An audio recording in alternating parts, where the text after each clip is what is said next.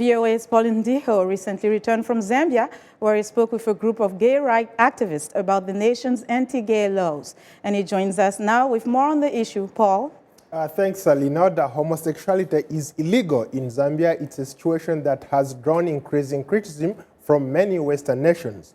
Local activists say the rights of homosexuals and other marginalized groups should be protected and are calling on the government to be tolerant towards different sexual orientations. Homosexuality is a taboo in many African countries. It's illegal in 37 nations on the continent, and activists say few Africans are openly gay, fearing imprisonment, violence, and to some extent losing their jobs. However, gay rights activists are beginning to speak out about the treatment of homosexuals and other marginalized groups. Zambia's tough anti-homosexuality laws date back to the British colonial era, and public opinion remains strongly against gays and lesbians. Jane Kulaba is a renowned human rights activist and runs the Debt Resource Foundation, a Christian non-governmental organization. She says that the government says that any discussion concerning gays and homosexuals is considered promoting immorality in the nation. But since we are Christians, let us tolerate one another. It's my appeal that we should meet at a certain point. Let us allow for dialogue, go for dialogue. We discuss these issues. We just create that relationship with the public. Ms. Kulaba's organization is trying to engage the government, churches, and other human rights organizations in shaping the paradigm shift on how society views the lesbians, gays, bisexual, and transgender community. Some churches are beginning to open up and to speak publicly about the rights of gays. Reverend Patson Kabala of a Presbyterian Church of South Africa says the people who feel oriented towards people of the same sex should be embraced. In my view, they need to be embraced. They need to be given space in society.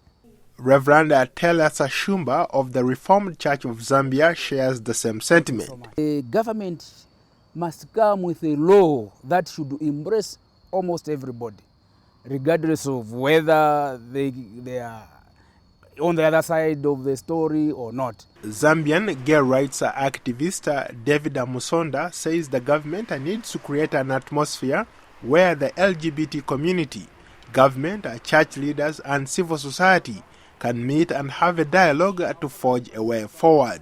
To all the people out there, when you see even a person who is gay or who is a lesbian, who is intersex, let us not rush to killing them. They are a child to somebody, they are a father to somebody. Let us just look for remedies. What is the best remedy? If it's maybe to create or have an understanding with them, let us strike that particular balance. In 2013, a Zambian gay couple, Philip Mbiana and James Mwapi, were living together in Kapiri, Mposhi. They were later detained, tried and acquitted on charges of having consensual gay sex.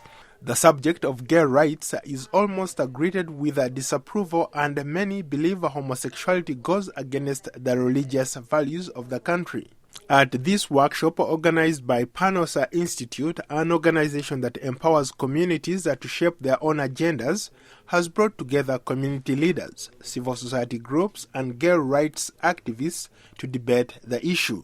Lillian Kiefa is the executive director, Panos Institute. We know that we are treading on a sensitive ground, but we also acknowledge that homosexuality exists in Zambia, and the fact that it is underground and hidden creates other complications in other aspects of life. In Zambia, a conviction for sodomy carries a 14-year prison sentence.